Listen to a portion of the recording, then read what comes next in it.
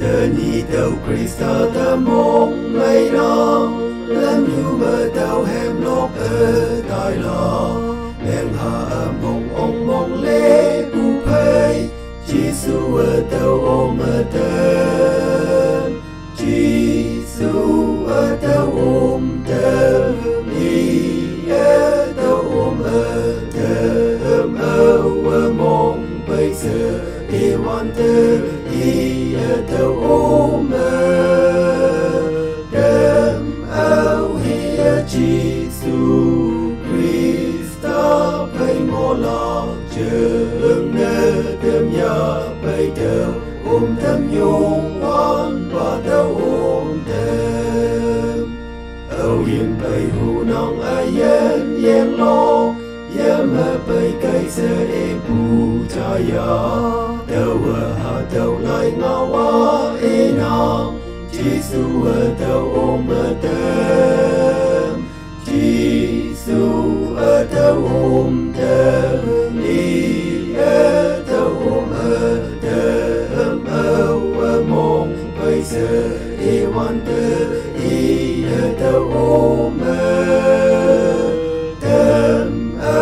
hiệp Giêsu Krista phải ngõ lo trường nơi đêm nhà bay đầu ôm đêm nhung oan và đau ôm đêm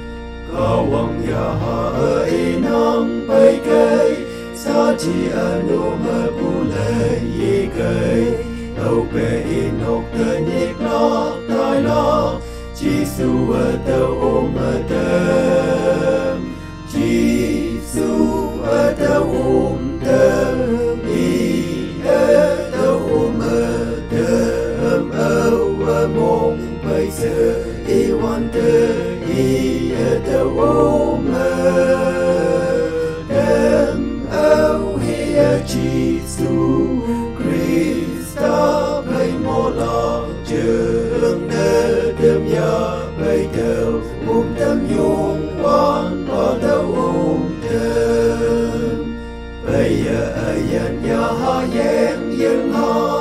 ô hàng sinh mong bây giờ đâu vui lo âu hiệp mong năm kỳ sẽ e ô Giêsu ở ôm đêm lo Giêsu